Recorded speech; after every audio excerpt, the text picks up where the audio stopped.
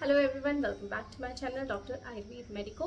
आज की वीडियो में हम बात करने वाले हैं सहजन, जिसको इंग्लिश में मोरिंगा और लोक भाषा में इसको ड्रमस्टिक भी कहते हैं।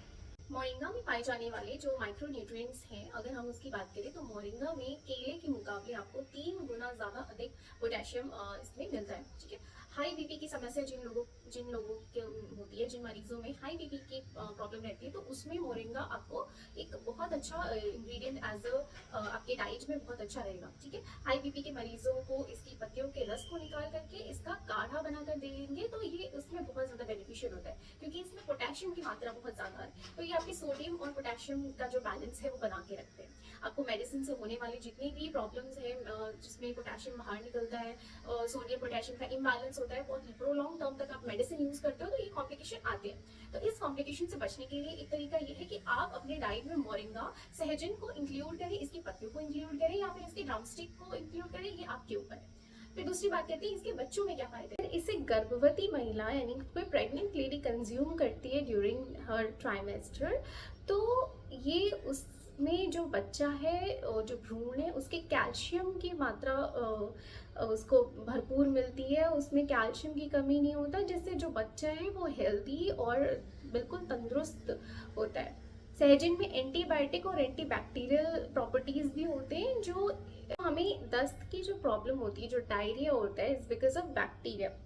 क्या सो हम एंटीबायोटिक भी देते हैं उस केस में। तो लेकिन अगर आपके जो बैक्टीरिया कॉजिंग, जो diarrhoea causing bacteria like helicopter pylori हो गए या कोलिफॉर्म बैक्टीरिया हो गए, तो ये सारे जो बैक्टीरिया है जो अल्टीमेटली आपके बॉडी में होते हैं, तो वो आपको डायरिया जैसे प्रॉब्लम्स कराते हैं। तो इसको भी ये कम करता है, क्योंकि इसमें एंटीबैक्टीरियल प्रॉपर्टी पाई जाती है, इसमें एंटीऑक्सीडेंट भी भरपूर। हर देखो पत्ते में तो एंटीऑक्सीडेंट तो पाया जाता है, तो एंटीऑक्सीडेंट तो मेरे हर वीडियो में सुनोगे आप। ठीक है, तो आगे बढ़ते हैं कि जो सहजन के पेड़ से हमें गोंद मिलता है। ठीक है, तो क्या गोंद क्या होता है एक्चुअली, जो ये पेड़ के जो रूट्स होते हैं ना, तने को काट के जो रस निकलता है और जब वो सूख जाता है तो वो थोड़ा सा हल्का ब्राउन, थोड़ा सा सफ़ेद रंग का गोंद बन जाता है। तो ये एक नेचुरल पॉलीसैकेराइड है जो पुराने रोगों के रोकने में, पुराने जितने भी रोग हो चुके हैं उनके उपचार में बहुत हेल्पफुल होता है।